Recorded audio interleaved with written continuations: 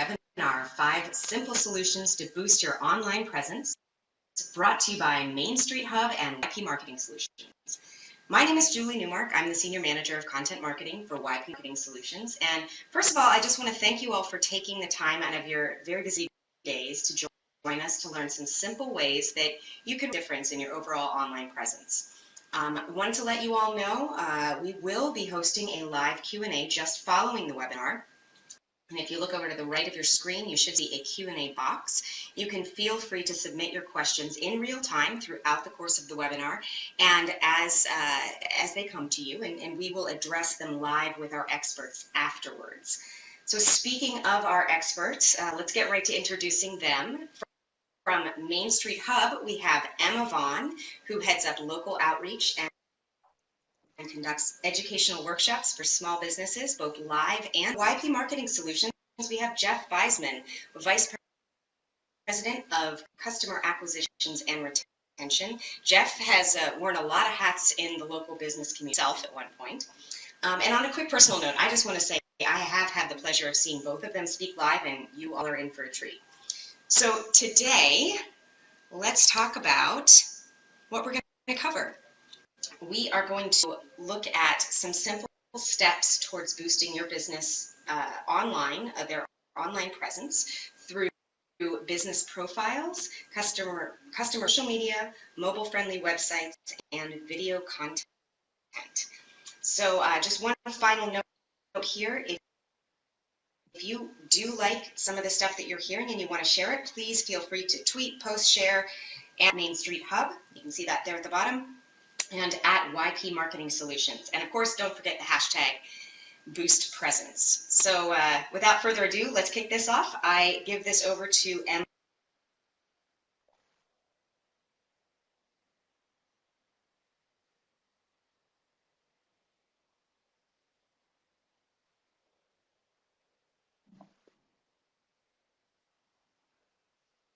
Great. Yeah, thanks for the intro, Julie, and awesome to be here with Jeff today. And I will hand it off to Jeff to talk about first why smartphones have our attention, and I'll gladly give my input because I know my smartphone has my attention on an hourly basis. Thanks, Emma, and Julie as well. And it's really a delight to be here speaking to this audience of local business owners.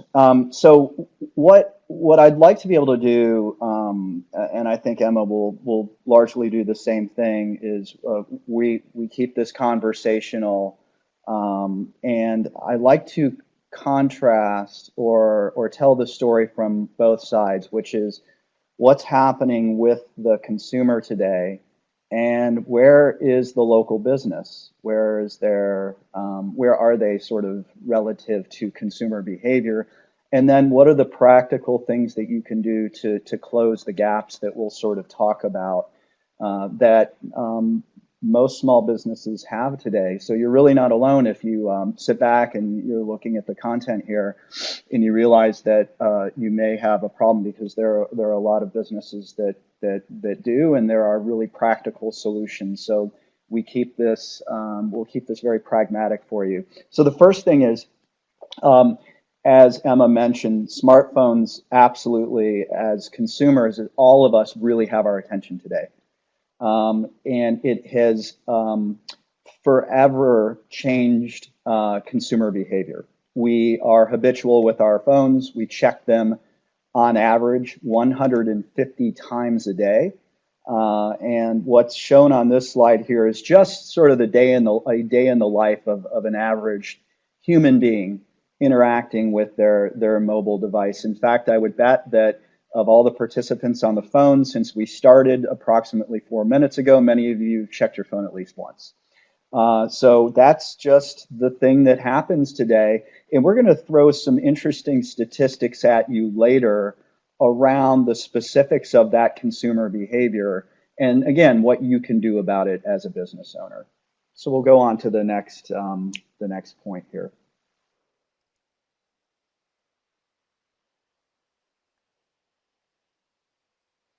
So the point here is that local businesses today are losing the opportunity to reach searchers, and we're going to talk a little bit about exactly what that means. So if we get into the next slide, that will like illustrate the point to a high degree. So there are three stats that I'm going to throw at you, and I'm going to encourage you to do some checking on your own, understand your presence, and we'll actually give you some tools to help do that as well. But it's stunning today in the world that we live in that's highly digital. Our research and our statistics show that nearly 3/4 of businesses, this is according to this SBA, don't have a website. And of those that do, 1 in 2 don't have what we call a mobile-friendly website. And that, again, is of increasing importance, and we'll get into why that is the case a little bit later. But not having a web presence and then not having a mobile-friendly website are really still a big deal for a lot of local businesses. And then lastly, almost all of them don't have video and aren't using video. And we're going to talk a lot about the power of video and around consumer behavior and how you can influence it through video later on in this presentation. So we'll go on to the next slide. When we talk about presence, we talk about things like having a website, and we talk about having a mobile-friendly website, and that's sort of the core. The other part of a presence or having a digital business profile is your listings. So your name, your address, your phone number, and rich content, not just on your website, but across the internet, across all of the directories and the search engines and just about everywhere else that consumers are. A lot of searches begin on the search engines, but a lot of them begin in many other places. So it's incredibly important now that you have this robust and broad digital presence. And what we mean is those business profiles that are accurate across the internet. What's stunning is, and many business owners don't really have a good handle on, is how often that information is incorrect or there's content missing. And we're going to talk about the ramifications of having inaccurate, incomplete, or non, just not having your listings at all on the internet, and how that could be impacting your business without you really even knowing it. Go to the next slide, please. Yeah, absolutely. And I just wanted to chime in there, Jeff, because I know when you put like 10 consumers in a room now and you ask them to find a good place to get a cup of coffee, anywhere from 8 to 9 out of 10 of those people are going to search online, and the first things that come up are these business profiles that you're speaking to. And more oftentimes than not, local businesses either don't know they're there or it has incorrect information, like you were saying. So it's really a critical point for all local businesses to know really what they look like online. Yeah, and Emma, your point is a very good one as well, which is it isn't just about having your Google Plus profile accurate. It's really about everywhere that consumers are searching across the internet, and we're finding as you have more and more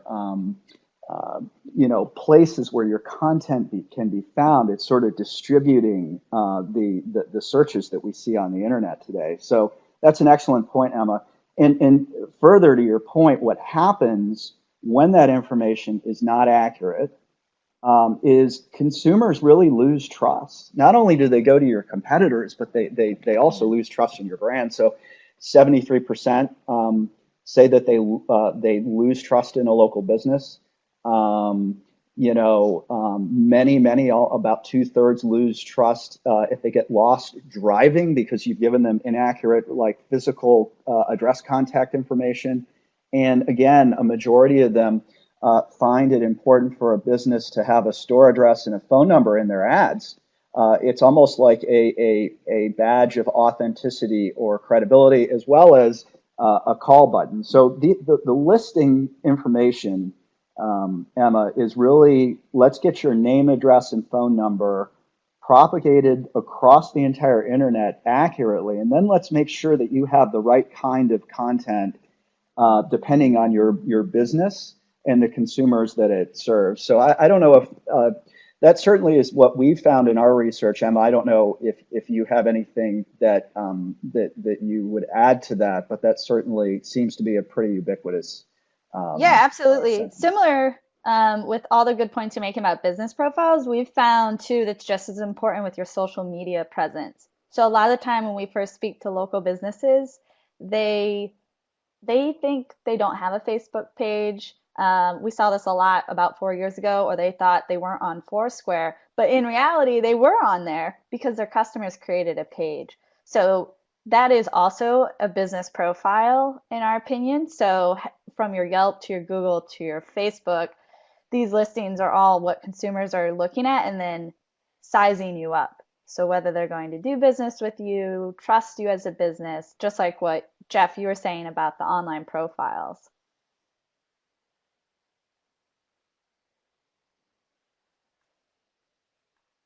Which I think leads us to the great point about what Jeff's going to speak to next, which is the search engines and business listings and the problems and solutions that we experience there. I'll let you speak to that though, Jeff, and then I would love to chime in.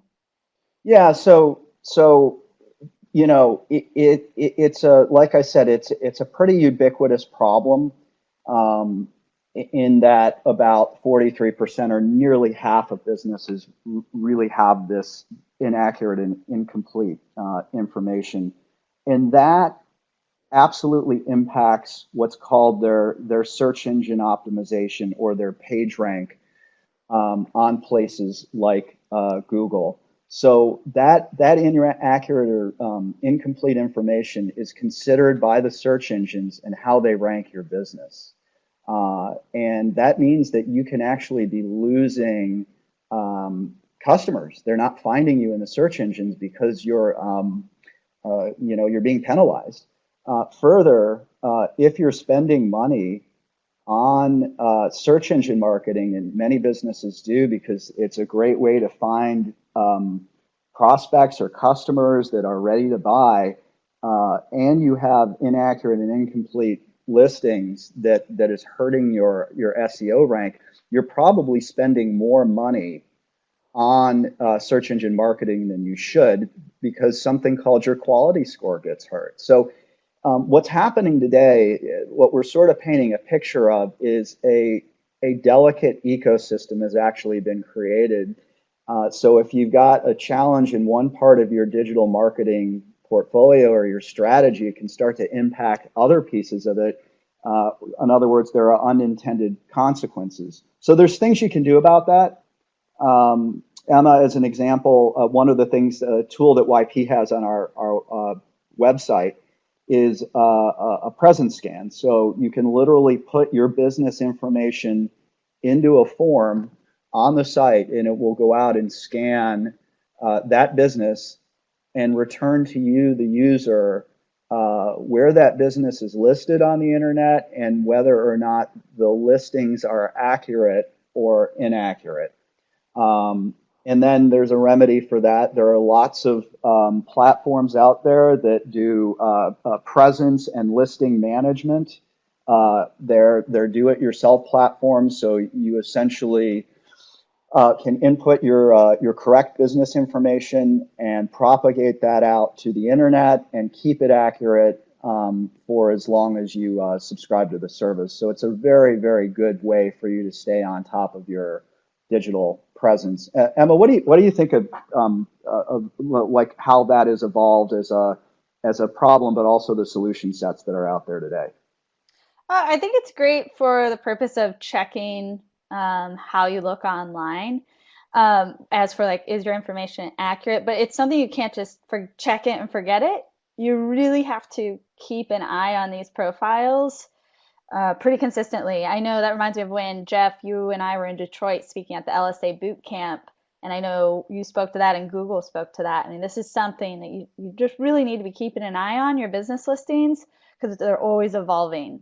So definitely something to consider. And I think this leads beautifully to the next chapter here, if you will, responding to customer reviews, because on these business profiles is your reputation. And that's why we're seeing 80 to 90% of consumers heading over to these profiles on Google and on your Yelp page, for example. And for some folks online, TripAdvisor is also important. And they're going there because these business profiles with the reviews involved there, they act like word of mouth. Absolutely. And that's why these sites are seeing so much traffic. But here's the good thing about what is going on in Google Plus and on Yelp or any review site for that matter, is that when customers leave a review, whether it's positive, neutral, or negative, it's an opportunity for everyone that's listening on the line. It's an opportunity for you to talk to your customers. So what you want to do then is take that opportunity, and the example I have on the screen just portrays this beautifully, with Leanna Kilby leaving a review about her experience buying a car.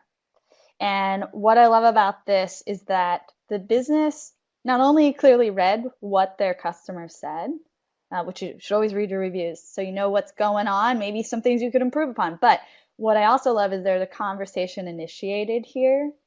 And when you do respond, keep a few things in mind. You definitely want to take the opportunity to really learn more about what you're doing. You can even ask questions when you reply. So, for example, if you are a restaurant listening in on the line right now, this is a great chance to, thank that customer for leaving a review, and then maybe ask, what else do they want to try on your menu?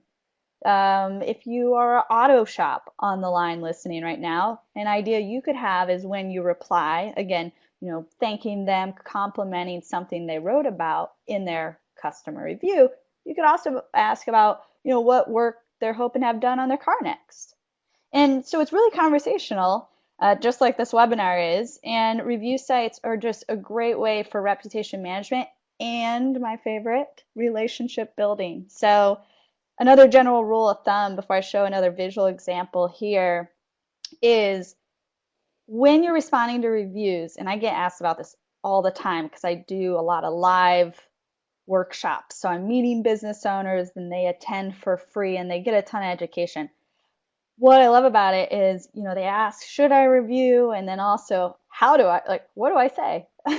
And a good rule of thumb is to keep it simple. Don't sound like a robot where you're responding the same way to every customer, of course, because that's not authentic or genuine. But if a reviewer leaves you a long review, trying to match it will take up a lot of time and they're less likely to read it. So try to keep your responses to 3 to 4 sentences to convey your message and increase the chances of it being read from start to finish. And I want to show another example. So this is a great one of a positive review coming through on Google Plus. And here's a 4-star review on Yelp. And you can obviously read this on your own. This is for a restaurant, but I want to just highlight something real quick here. You'll see that Ralph responded to this good review. A lot of the time, good reviews go unanswered because business owners are just probably patting themselves on the back. But what I love is that in this response from the business owner, it says here, thrilled to have your stamp of approval, Bethany. It's not every day the fitness menu gets a shout out on Yelp. So it's great to hear you're a big fan. So the reason why I chose this particular reviews I look at hundreds of reviews in a week. The reason why I point this one out is because Ralph highlights something very specific that Bethany said, and that is that fitness menu that she complimented. So remember to be personable and being personable with them just the same way you would with a customer offline. So for example, in your business. And then because I know everyone's thinking this is all good and great, these are good reviews, before I move forward into the next section here, I just want to point out the importance of also responding to the bad reviews. Now, a couple important things about Yelp. So Yelp gets a bad rep for just being a place where people complain, but actually, majority of reviews on there are actually trending towards positive. But when and if you do get that review that's 1, 2 stars, or just says something negative, it's a complaint. Um, to respond is really showing that you're listening and you're acknowledging the customer complaints. And it's crucial that you're personal when responding here and not sending out the same sort of response, but really try to make that personal and at the same time just remain empathetic, taking a defensive tone here. And Jeff, I'd love your opinion on this because I know you see a lot of customer reviews and you're when you're looking at local businesses, probably even yourself, but just from a business standpoint, you know, our thing is not taking a defensive tone, but rather coming across and just kind of getting down to the core of their concern, that customer, and apologizing. But I'm just curious, I have an example of a response here from a business owner that really answered this beautifully. It really neutralizes that 1 star complaint. But Jeff, I'm curious, what are your thoughts on just customer reviews when they trend towards a negative complaint? Yeah, so I absolutely agree with you. One point that I think is fairly obvious, but if you step back and you think about it, social media and review sites have become the great equalizer for the consumer. Everyone now has a voice, has a megaphone, and it's just changed the dynamics of that interaction. It's no longer a secret, or it's no longer simply through organic word of mouth that things travel either positively or negatively. So it can be a wonderful thing if you can harness it. But what I and I dealt with this as a business owner. I had a social based e-commerce site once upon a time, and so we had a very active community, and occasionally there'd be a bad review, and we had a policy. A couple of things, Emma. First of all, always respond fast. We were very quick at responding to positive and a negative, and we praised those that gave us positive feedback, and we would acknowledge the negative. We weren't defensive, and we never, ever, ever, and I can't recommend this enough, we never deleted or censored comments. It's a slippery slope when you do that, because eventually somebody sees that and makes a bigger deal out of it. What we've done and what we see work consistently is to get a negative reviewer or somebody that's had a bad experience out of social media and off the site, and talking to you directly, and Right. then making it good. And what we've seen in the past, I've seen this a million times, is they come back and they'll post, I spoke to so and so in the business and they were awesome, and everything's great now. And so you can take a negative and turn it into a real positive. So that's my philosophy, Emma, and what I see to work the best.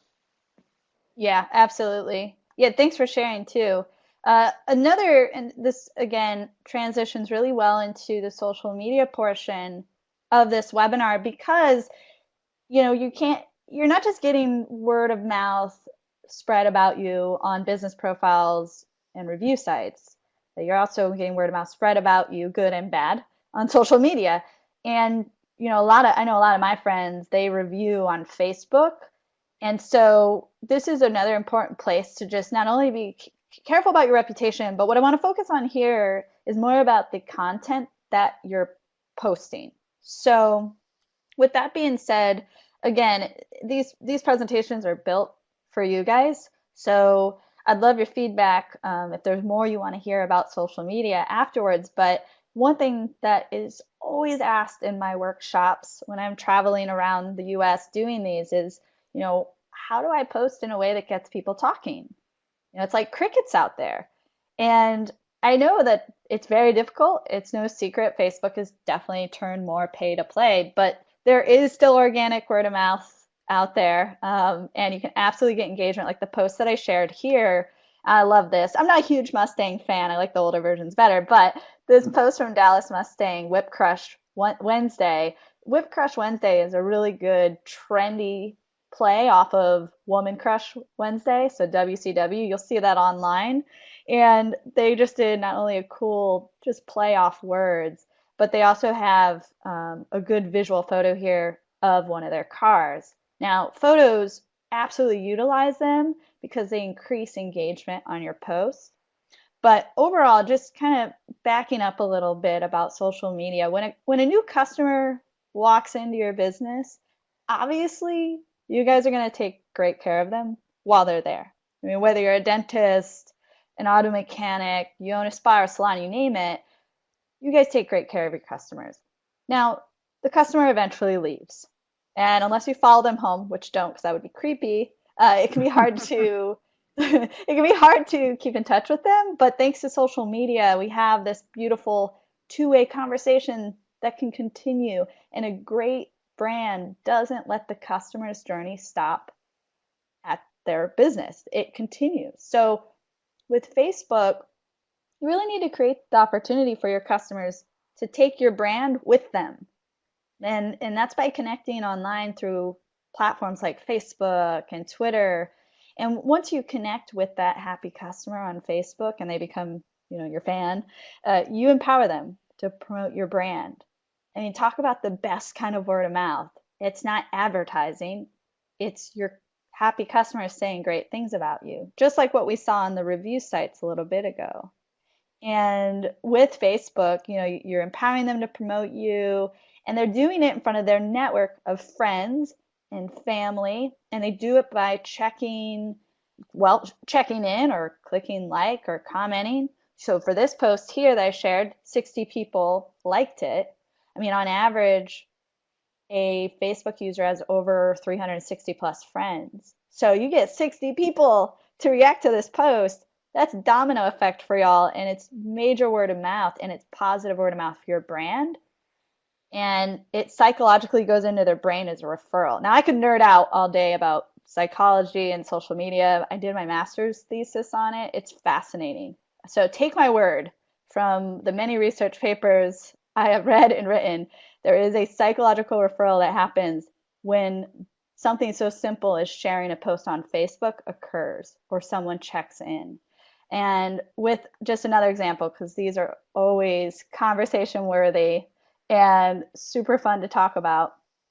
Another really, really effective way to get engagement from your fans to get them talking about you is true or false questions.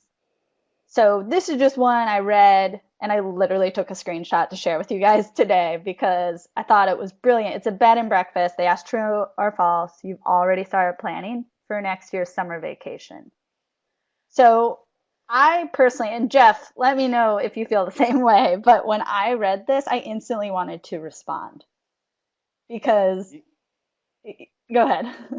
Yeah, I mean, it is absolutely one of the best techniques is to ask questions, but to some degree be a little provocative with your that's an example of that's not high fidelity, great content, right? It didn't cost a lot to produce that, but it's great content. Yeah, and you want to answer it.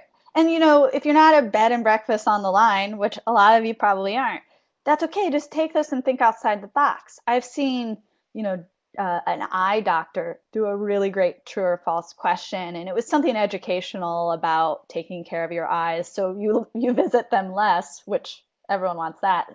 Same with like dentists. Being a dentist on social media has got to be tough, but if you're sharing good true or false trivia questions about teeth, or if you're giving me some tips on how to keep them white, then I'm definitely going to tune in, because it's important to me. And that's not just because I live in Los Angeles. I think, white teeth are great. So I would tune into that. I'd want to know these things. Another great post, save yourself some time on the content here and there. We know you're busy. In fact, thanks for sharing a whole hour with us today. That's amazing. But save yourself a little time and share other posts that you think will get your target audience talking. So here's another one from the B&B that I took a screenshot of because I saw it after the true or false question. And the secret to happiness is traveling. It's science. So it's in their realm of content. When you go to B&B, you're clearly traveling, but also it's a cool article from the Huffington Post. So when you're reading other things that are within your realm of business, definitely share that with your audience because they want to know that stuff. And again, it's saving you some time on coming up with a good description or photo on your own, and you can share some really interesting articles. And that's one of my favorite things to see, and I get some of my best news from the businesses I follow on Facebook. Absolutely. And before I pass it over to Jeff, and I want to just talk a little bit more. I've been saying the word target audience a lot, and this is definitely my favorite conversation to have, and that's around Twitter. And I can probably like see your guys' faces. I can't really see you, but I can see your faces right now. It's a look of like, overwhelmed. And I get it. Twitter is definitely a platform that local businesses look me in the eyes with pain and they're like, I just don't get it or I don't understand the importance. Jeff, have you experienced this wave of Twitter that people feel overwhelmed with it? Well, local businesses in particular? Yeah, and how to make decisions on whether or not one is it a channel that really will work for my business in terms of engaging customers or prospects, and two is again, it's another one of the megaphone platforms that consumers have. Not just Facebook, right? But they'll tweet about you. They'll tweet directly to you, and so how do I manage that servicing relationship with them? Yep. Is really, I think, the other part of the conundrum. Yeah, that's a good point. And there's what I'm sharing. I want to say something about Twitter real quick before I share this really awesome example of how Twitter brought in, not only boosted a great online presence for Wagon Wheel, because that's what we're talking about, but more importantly, I'm going to show you a return on investment. Yes, an actual return on investment with social media. So just hopefully you're all are sitting down because it's very exciting. But let me say one thing about Twitter real quick, just to kind of boost your excitement. Millions of people are having conversations online every single day. This isn't just Kanye West and Kim Kardashian. I promise you, there are local folks like myself talking. Now, again, I hear you. You're probably thinking, I don't care about 99% of the things they're saying, but I'm going to change that because here's the thing. They're talking about what they're doing, their interests, and even their problems. Why do we pay money to go to you folks on the line? We pay money to go to you because you're the expert. Sure, my dad taught me how to change my oil. I grew up in the Midwest. I knew how to do all sorts of stuff to my car. I never did it. I told him and nodded in agreement. I understood what he was telling me, but I go to an auto mechanic for all those needs. Same thing with my hair. As a child, I tried to cut it myself. I have horrific photos from my mom, but I pay to go to a salon. And the list goes on with everything in my life. I'm no different than your consumers. Enough about me. Chances are your product or service can solve that problem and people are tweeting about it. So there's this real-time engagement. You can connect with them in the moment that they actually need you.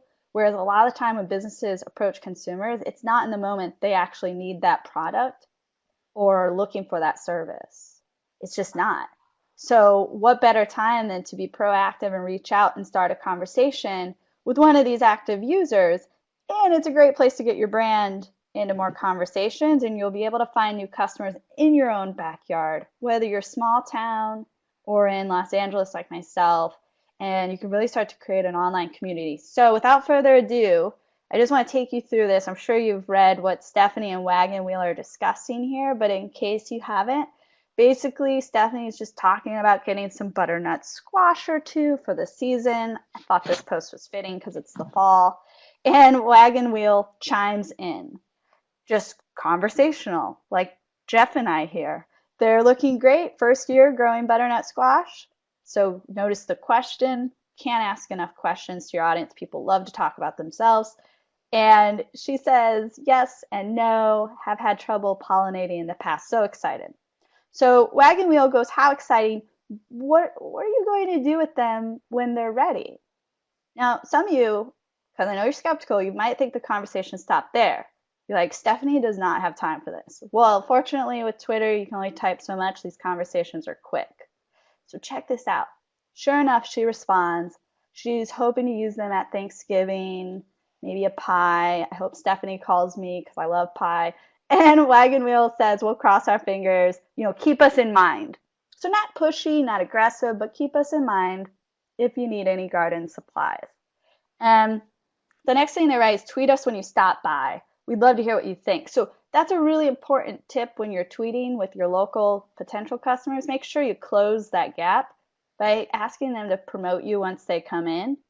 Now check this out. Stephanie posted at Wagon Wheel, and here are photos to prove it.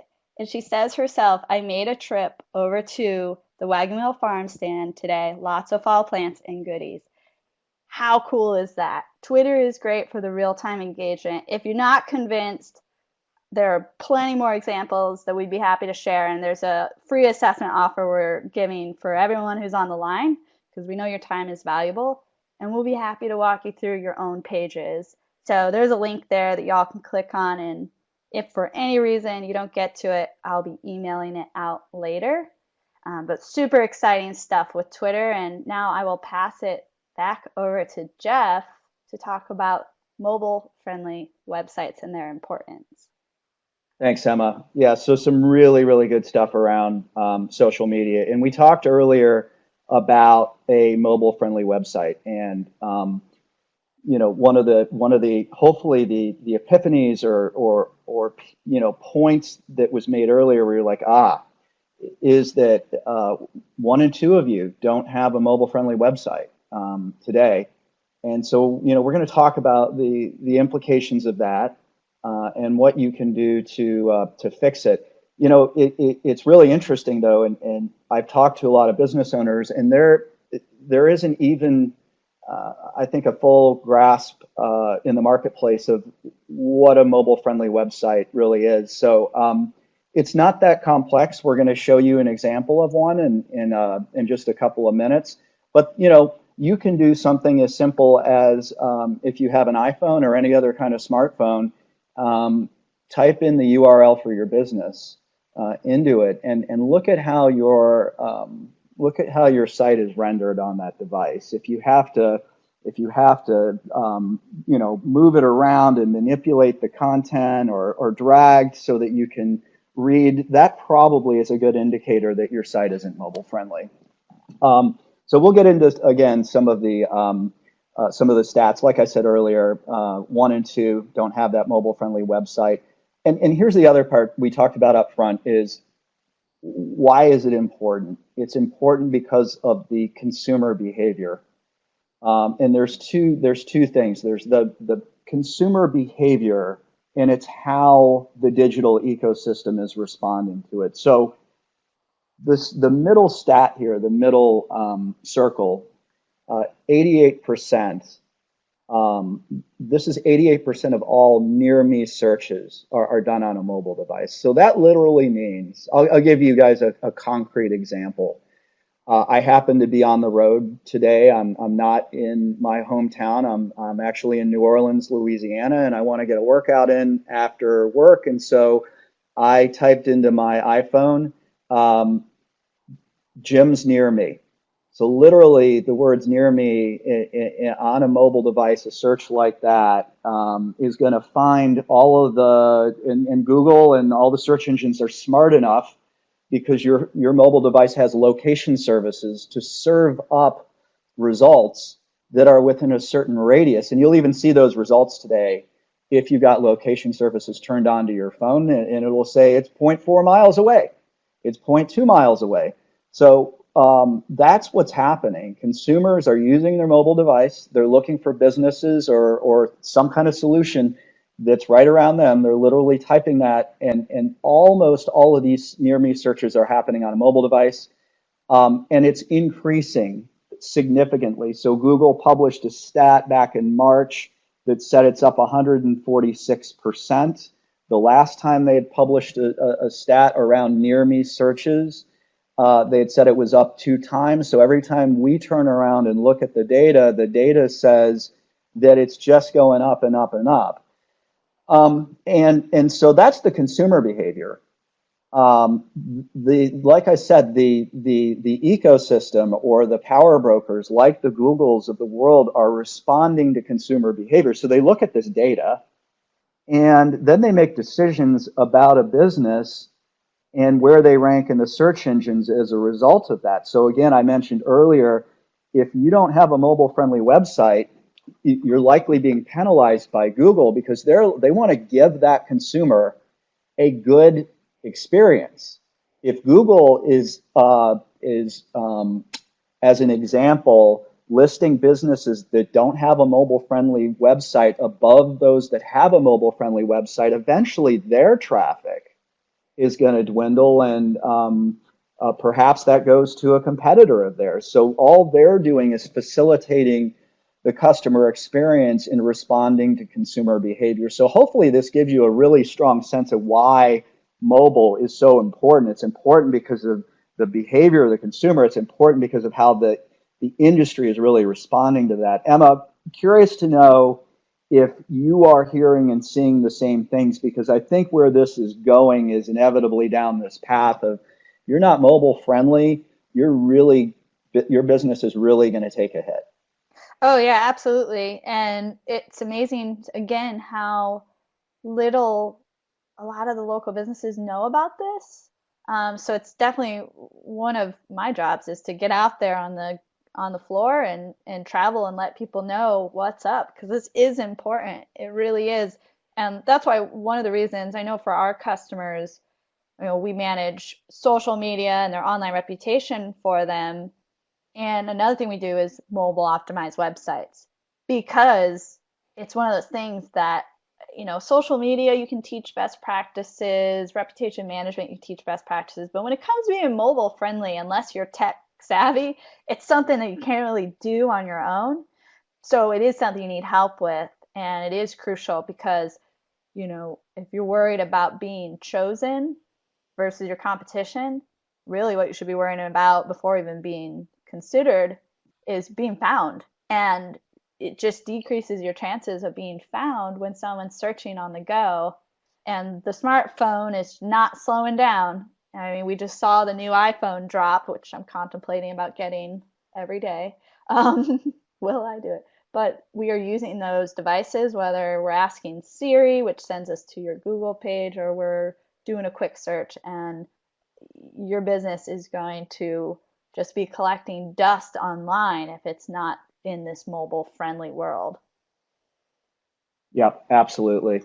So if we go to the next slide, again, we talked about this. People are searching on their phones for your business, and if they come to a site that isn't mobile friendly and loads slowly, they're unlikely to return. And so that's 43%. So what's slowly? It's within 3 to 5 seconds. So there's an expectation, and there's lots of other stats that we could throw at you guys. But the point here is consumers now have a super high expectation of your online presence, right? Your brand reputation is at stake. They won't return to your site if it's not mobile friendly. In many cases, they will tell other people. They won't recommend your business.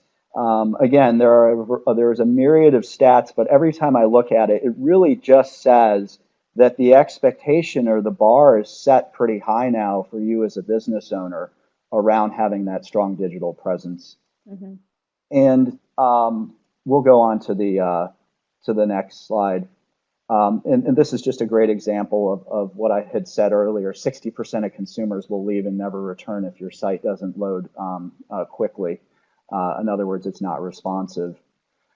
I had mentioned earlier what Google is doing about the mobile first phenomenon. We will certainly be able to address this in Q&A, but there was they had a response to the consumer behavior in 2015 in which they changed their algorithm or how they rank that search traffic. And the data that we see now is that about half of businesses have lost about 10% of their web traffic. And then they made another update to their algorithm, which they called Mobilegeddon 2, or they didn't call it that. I think the industry really did, Emma, right? But Yeah. favoring mobile even more. And so, you know, like I said, it's inevitable that this trend is happening and that the industry is really sort of reacting to it. So to put a bow on it, it just really does make it harder and harder for you as a business owner if you are looking to have good search rank or page rank. Emma, anything you want to add? I think we're gonna start to close on video, but I think we've made some really good points. Actually, one last thing here on this slide. Thanks for advancing us. This is a great example of like if you look at the left and you look at the larger screen, that's VisionWorks is a business. That's how their site renders on a big screen, right? Somebody's laptop. Now take a look at how that is literally translated into a mobile-friendly site. And one of the things, if you go back to the behavior of a consumer searching for a business on a mobile device, look at where the phone number is. And that's a click-to-call number. So it's the brand, it's the same icon, but above that, you basically got a call button. And then you've got right below that a little bit around social. So it's not just about taking what you've got and scrunching it down onto a small screen. It's really thinking strategically, and this is why a partner can help, around what are the elements on a small screen, on all the small screens that are most important considering your business and how people find that business and where they're at in kind of the buyer's journey on a mobile device. So having that call in the case of this business, that call button up there was purposeful by design. So we're going to quickly touch on the last topic, and that is video content. And we started the webinar presentation with a stat around how many businesses actually have video content as part of their digital marketing portfolio, and it's not a lot. But what's interesting, again, if you look at the consumer behavior, video is very, very powerful. So 65% of consumers visit a business website after viewing video. And it's not surprising, right? It's not that dissimilar to, you know, old TV ads, right? It's highly engaging, it's sound, it's words, and obviously it's visual, right? So you've got a variety of different ways that you can convey things about your business or your brand.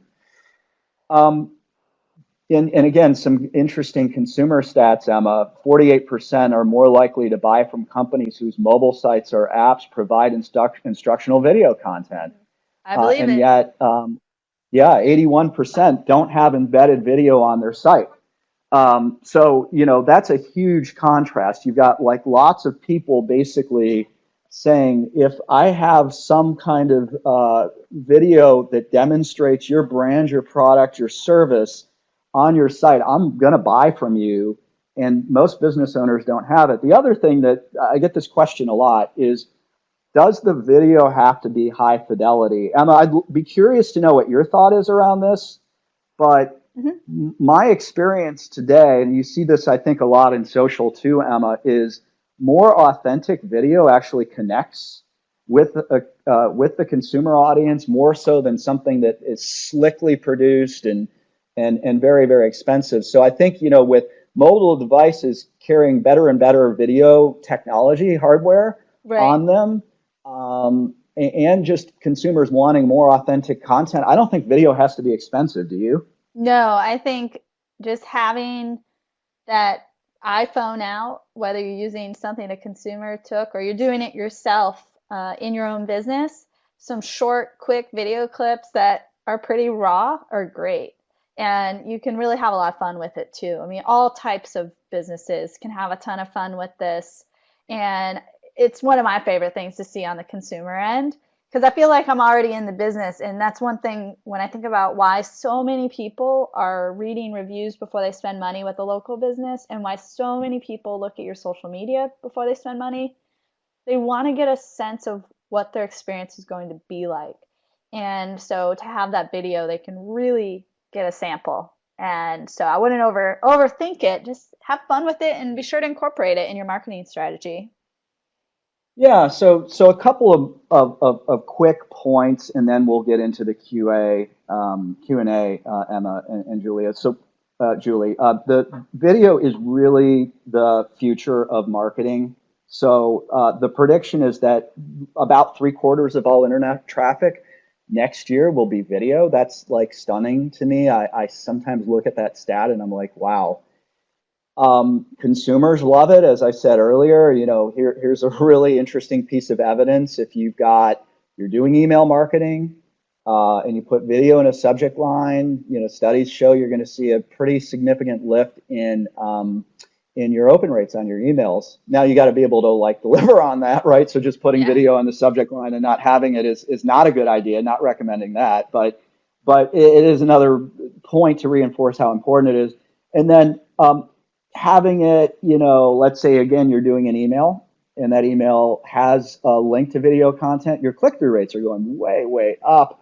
And people are less likely to unsubscribe from your newsletter. So I think a lot of this says, look, we're in the attention deficit, generation. We don't have a lot of time. So I'd rather you like audibly tell me and show me through pictures rather than me have to read a lot of stuff. And so video is really connecting.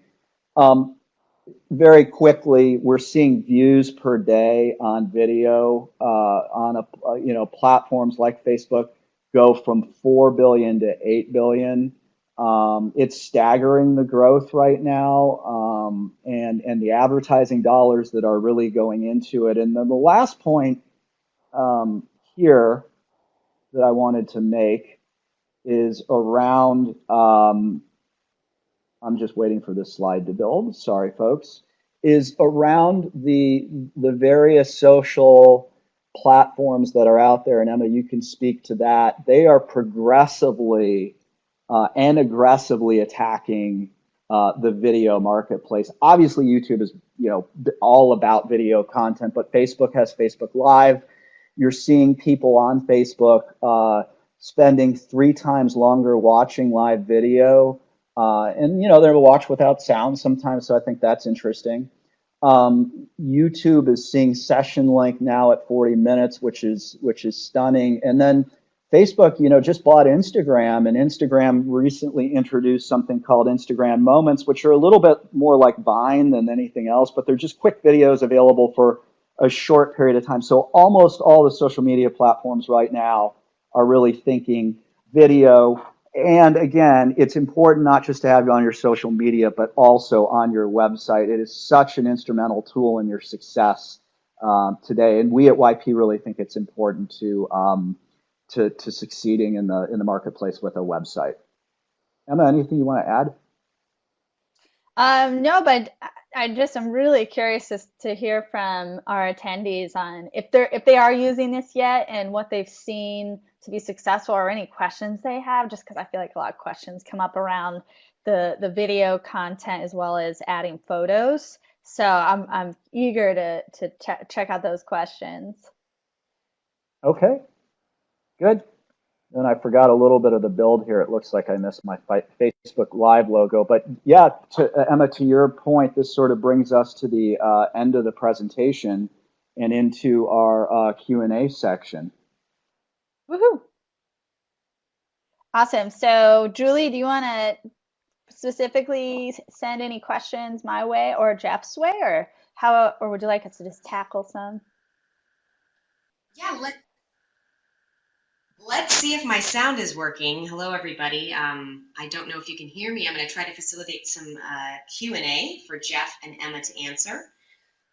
Let's start with a question for Jeff. This comes from Amanda, and it's around updating the address of your business. So she says, after our business moved, we seem to update the address everywhere, yet customers still manage to find the old address. So that is a problem I've definitely heard before. Jeff, do you want to take a stab at how to solve that?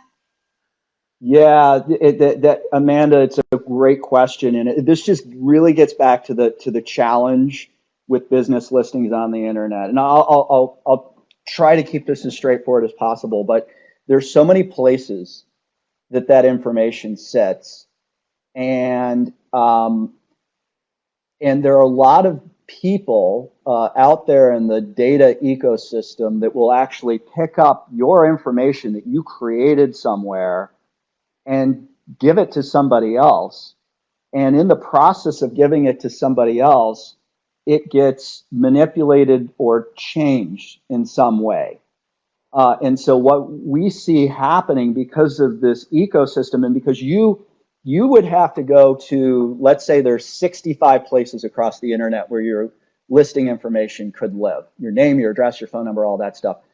You literally have to go there and manage it all the time. Because one of the stats that we see, we have a partner that's actually studied this, is that the average listing information is changing once every 6 days. And so there's two ways you can tackle that. The first is you can be on it all the time. And some people want to do that, but they're literally making sure that info is constantly updated, and they're checking it, right? Just because, again, somebody can manipulate it or change it, and you don't have that control. Or you can sign up for a service. We have a product called YP Presence Starter, and that will actually allow you to centrally control all of your listing data from one place and ensure that it's properly propagated. And if you want to make a change or you want to add additional content or whatever, you're kind of doing it from one place and then distributing it. So I'm not saying you can't do it the first way. I'm just saying it's generally a lot easier to do it from a central location or a platform. It's a very good question, Amanda. Answer. And I just want to let everyone know we have no shortage of questions. We do have a shortage of time, though, so I'm going to try to get in a couple more. I have one that I think would be great for Emma to answer. It's from Mallory Parks. And Mallory asks, is it just as important to include photos in a Twitter post as it is in a Facebook post?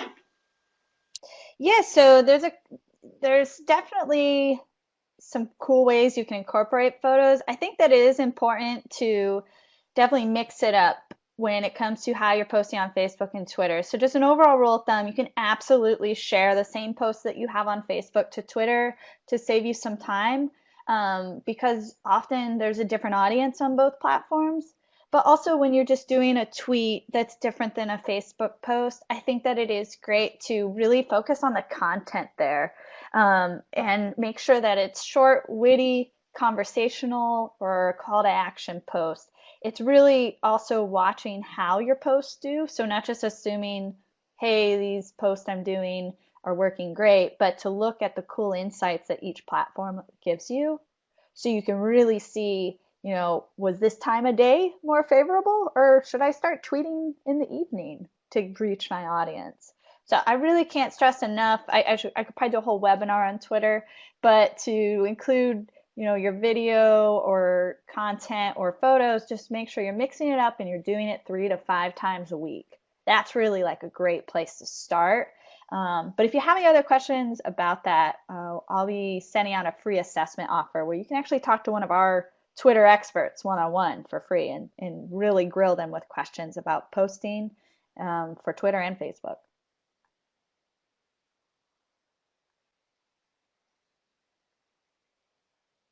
But just to Emma's point, to what she just said, we will be sending out a follow-up email to you all that will include some great offers. So make sure to keep an eye out for that.